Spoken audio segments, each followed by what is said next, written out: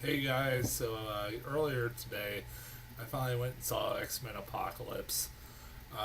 This is actually midnight right now. I'm doing this review, and I saw it at 4:40. The reason why it took me so long to do this review is Cavs were on.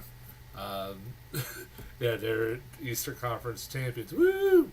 I'm a big Cavs fan, just to let you know. If you don't know, because I've mentioned it a few times on my reviews. But anyways, I want to get into this review as quickly as possible because this is gonna be a long video. um, as far as like my expectations going into this thing, uh, I was a little optimistic. I was going on with an open mind with this movie. I liked the X Men movies for the most part, even the ones that are bad. I can find something I like about them. Even like X Men Origins Wolverine and X Men: The Last Stand. X Men Origins Wolverine's the worst of the films. I'll agree with that. But it, I usually like these movies, and I really liked Days of Future Past. I was a huge fan of Days of Future Past. It was one of my top 10 films of 2014. I don't remember what year it came out, and I was a real big fan of it. So I was looking forward to this until reviews started popping up, and I kept seeing how badly received this movie was getting. Like, for a Bryan Singer X-Men movie, this has been really bad reviews. Usually this gets a certified fresh. This is not even nowhere close. It's like a 49, something like that, I think, the last time I checked. So I was like, uh-oh. I was like, this is not good. Um, and you know what? I was walking out of the theater, and I saw somebody, one of the theater attendants saw me come out of the theater, and they know I come to the theater all the time, and they see me all the time. It says, "Hey," so he was like, "Hey, so what do you think of the movie?" I was like, "It was not bad. I didn't mind it. I kind of liked it." And he's like, "Well, I've heard that the critics are trashing it, and everything else." I said, "I can see why. But I still kind of liked it," and that's the best way I can put it. I kind of liked it. It was entertaining enough that yes, it has flaws, major flaws, but at the same time, kind of, I for 2.5 hours, I was entertained. It was one of those. Yeah, if you want to pick apart this movie, you can, but you know what? I'll mention some of the problems, but I liked it. All right, I did. Sue me. Um, this is a movie that's going to be very hard to talk about because there's so much I want to talk about with this movie. So let's just kind of. It's not going to be really in any order. I just want to go into things I liked, things I didn't like. I really loved Michael Fassbender in this movie. Michael Fassbender carries these films, and he is the best performance out of this whole thing. Um, he actually he gives it his all. This performance. This is, my opinion, the best Magneto, even better than Ian McKellen, which is saying a lot. I mean, between him and James McAvoy, I thought those were perfect casting choices when it came to younger versions of Professor X and Magneto. And Michael Fassbender is really a different take on Magneto that Ian McKellen couldn't even pull off. Uh, this version's a cold-blooded killer. For the most part in this series, he's been a cold-blooded, almost killer-like person. But in this one, the movie starts out, he has a family. I am not making that up. That was a pretty alarming thing pretty early on. It's like Jeremy Renner in the Avengers Age of Ultron, where I was like, wait a minute, is this going like Avengers Age of Ultron, and now he's got a family, he's got a wife, he's got a kid, they're living in Poland, and like he's working at a steel mill, and this is taking place like 10 years after the events of Days of Future Past, where he attempted to kill the president, and somehow I'm not 100% sure, I can't remember off the top of my head how the fuck he actually got away with it and is like living in seclusion. I'm not 100% sure. Somebody can comment. I don't remember if they explained that in Days of Future Past. Maybe they did, but that was kind of alarming. But I just kind of went with it, and then I'm just gonna spoiler this movie. This review is gonna have a lot of spoilers. He doesn't end well for his family, let's just say, and Michael Fassbender, his acting in this movie, there's a great scene where something happens to his family, and what he proceeds to do to a few cops is one of the most inventive deaths I've ever seen in my entire life. Let's just say he kills people with a fucking rocket. That's awesome. McAvoy's great as Professor X. Like I said, I thought he was very, very good. But Michael Fassbender was the one that stuck out. Like he's nailing this role, and I wanted a movie with just him in it. Also, how the fuck did this movie get a PG-13? No fucking seriously. I said this on Facebook. I am adamant on this. I have no idea how this got a PG-13. Somebody in the comments tell me how this did. This movie is brutal as hell. I said that about Days of Future Past, about how it was pretty damn violent. Well, take the violence in Days of Future Past and up it by 10 times, make it even more violent. I mean, there's bloodshed, there's people being bent in half into like a freaking cube.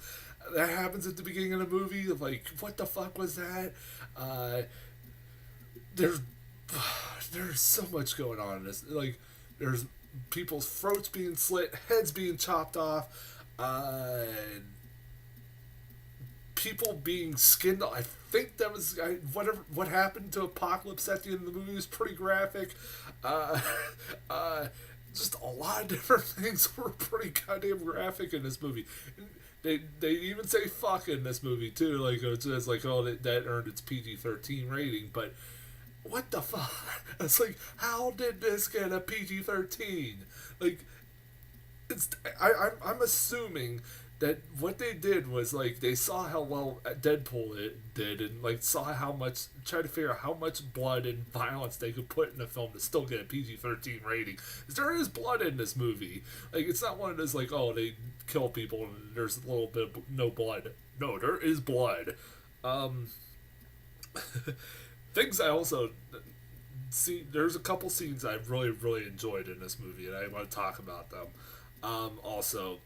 One, the Quicksilver scene.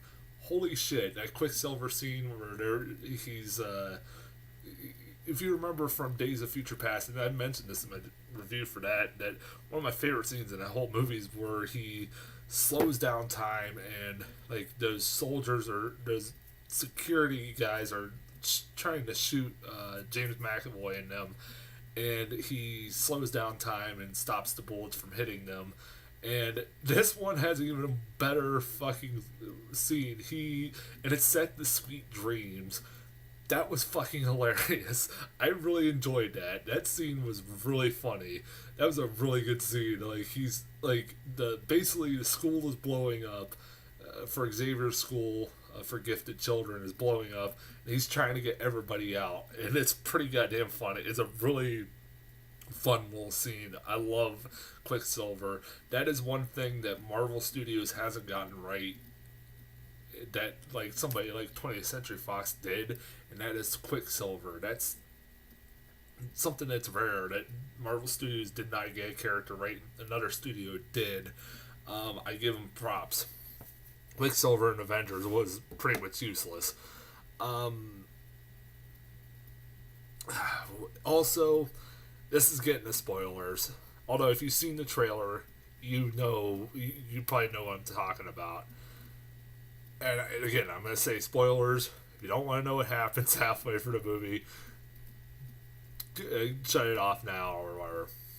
Okay, for people that are watching, or later, halfway through the movie, for some fucking reason, they put Stryker in this movie because there's not enough characters apparently in this thing, because that is one. I'll get into that in a second, but Stryker pops up out of nowhere, and honestly, if I were to say anything about this movie is too goddamn long. It's 2.5 hours, and easily the Stryker shit could easily been cut out. There was no point to him being in this movie, other than I'll get that pretty much setting up the next movie.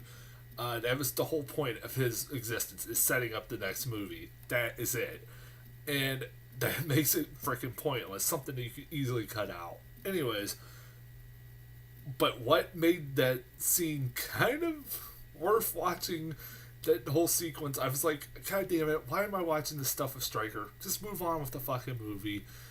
But then there's a scene where Cyclops, Jean Grey, and Nightcrawler are trying to save, I think it's Mystique, Quicksilver, I forget who else. And they're trying to save him from their imprisonment from Stryker. And they come across this big giant box. And from inside this big giant box, you hear a growling sound like somebody of an animal. And it's like, I think a human's in there. Like, no, but I think that sounds like an animal. And it took me about 2 minutes to figure out,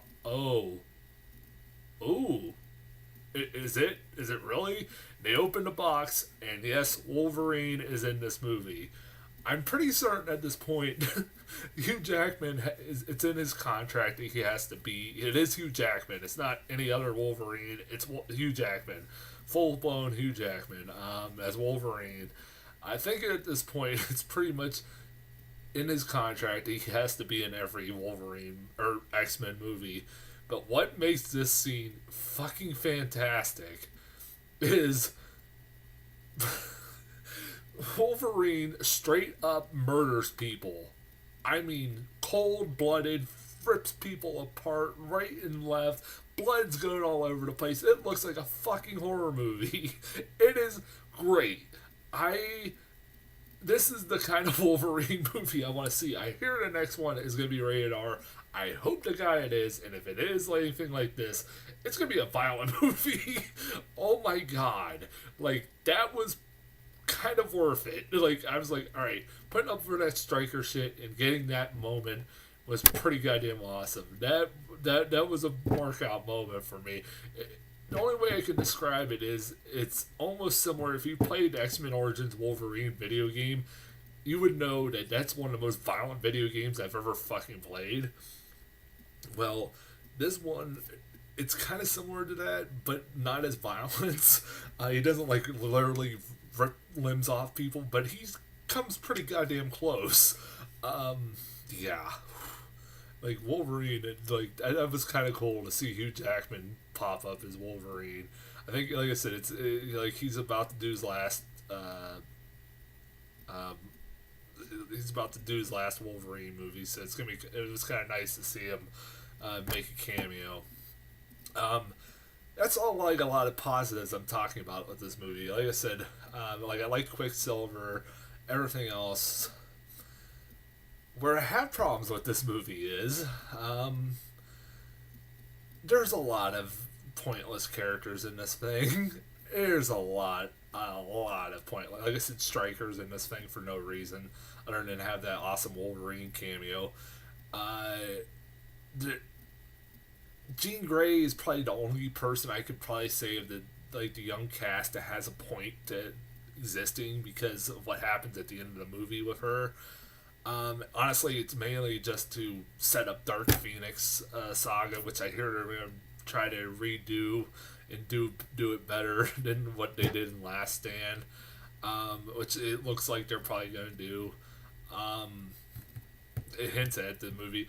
There's Nightcrawler's pretty much just pointless. There's those four horsemen that just do nothing other than Magneto. He's the only four horsemen that does anything at all in this fucking thing. He's pretty much pointless. Although the wing guy, the angel guy, which I swear to God, wasn't that the guy that in Last Stand was like the son of a senator and had the wings and stuff like that? Am I thinking that if that isn't same guy. It's pretty much the goddamn. They look the goddamn same. And if so, after what happened to him at the end of this movie, I'm pretty certain they're not following continuity. Pretty much, I have pretty much given up on the continuity of these films. I think this movie pretty much says, fuck it, Last Stand never existed, Origins never existed, because of, like, especially with the Striker thing. I'm like, yeah, they're pretending, they're just pretty much writing those movies off and pretending they never existed. Yeah, there's no point to any of the horsemen. They do nothing whatsoever. Like I said, even the wing guy did have a great moment where, what the hell, like, when the Apocalypse transforms him, like, his ribs start sticking out and stuff. It's one of the most gruesome things I've ever seen in my entire life. Like, it's violent as hell. Like he makes metal blades or metal wings for him. It is really gruesome. It is really gruesome when that happens. Damn. Also, Apocalypse. I'll give it this. If you would have told me, if I didn't know that was Oscar Isaac playing Apocalypse, which I guarantee a lot of people didn't, I would have never guessed, because, like, with the makeup and everything else, and he doesn't look like it. I give it that. Like, you cannot recognize Oscar Isaac. That's pretty cool. Although, if you look at him long enough, you can. But, honestly, Apocalypse is just your generic, I'm taking over the world for mutants villain that we've seen dozens of fucking times again and again. He does have cool powers. He kind of reminded me of Sylar from Heroes, like, in that he takes all these powers and he is kind of cool. Like, he does some, like, he turns people into wall, like basically blends people in with walls. He, like, just eviscerates people right and left. It's kind of gruesome, but he's just generic. You've seen it a million times before. Not memorable villain.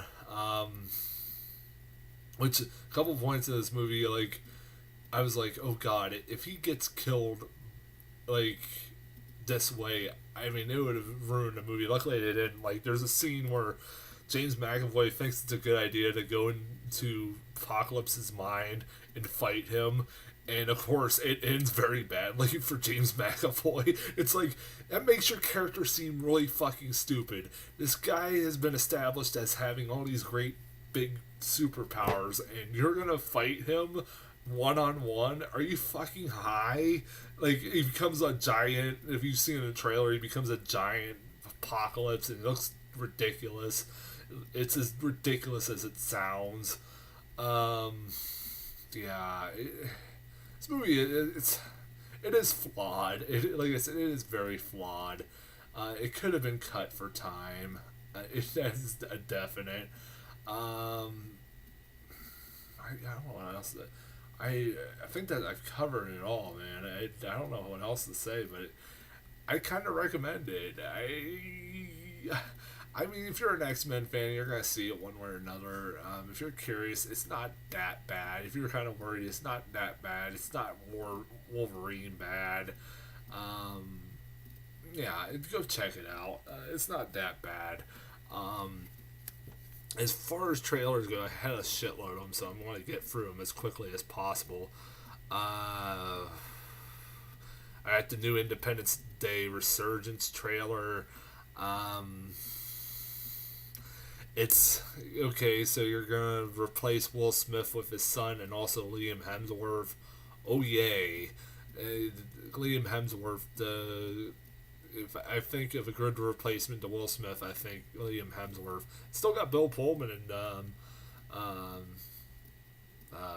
Jeff Goldblum in it, so that's reassuring, but fuck, I don't care. It's like, why? It's one of those unnecessary sequels that came way too late. Assassin's Creed, I like the idea that it's Michael Fassbender playing in this role, but it hasn't been a good video game movie in long, like, ever. I can't remember the last good video game movie other than Hardcore Henry, which wasn't based off a video game. Um, yeah, it looks like it'd be okay. I mean, like I said, I like that Fassbender's doing it. I'm a huge fan of Fassbender at this point. Um, yeah, but like I'm not going in with high hopes with that. Uh, Ghostbusters trailer, god damn it! I don't want to spend any more time on this damn trailer. I I don't know if they're trying to make this movie look appealing at all. I know a lot of people that thought this trailer was better. This is the second trailer, was better than the first one. I hated this one as much as the first one. I didn't laugh at all, like literally at all. Um, I want to have faith in this movie. That's Paul Feig. I like Paul Feig. He's a great director, comedic director. He has made movies where the trailers suck and the movie ends up being great. So I have some high hopes. But damn, man, I'm worried. I am worried about it. I am, like, more and more I see of this movie, the more and more I'm worried about it. Uh, the Legend of Tarzan. I got a new trailer for that. Yeah, I don't know what else to say about that. Yeah. Yeah, it's got Margot Robbie playing Jane. I didn't know that. I like Margot Robbie. She's nice to look at, definitely. She's a good actress, though. Is that guy that's playing Tarzan related? It has to be related to Stellan Skarsgård or whatever. I don't know. I forget what his name is, but anyways, The Infiltrator. This is a new one. This looks kind of interesting. It's Bryan Cranston is a CIA agent, I think, or set in the 80s, who went to take down Pablo Escobar and stuff like that. Infiltrated Pablo Escobar crime syndicate. And I'm like, that could be kind of interesting. I can get behind that. Bryan Cranston is in this kind of CIA kind of movie where he's infiltrating the drug cartel. This could be kind of fun. I can get behind that. That looks pretty good. And then the last trailer was I got a very short version of Free State of Jones. Actually, I've seen this trailer on TV. I kind of am looking forward to it, but I have a feeling I'll be comparing it for the next couple months to Birth of a Nation, because it has a similar plot, but involves a white leader instead of a black leader. So I don't know. But as far as trailers go, I'll be back next week. What is next week? Popstar Never Stop, Never Stopping. That's a funny, that's a weird thing to say. But yeah, that's the next movie I'll be doing. Definitely not Teenage Mutant Ninja Turtles. But until then, I'll talk to you guys later.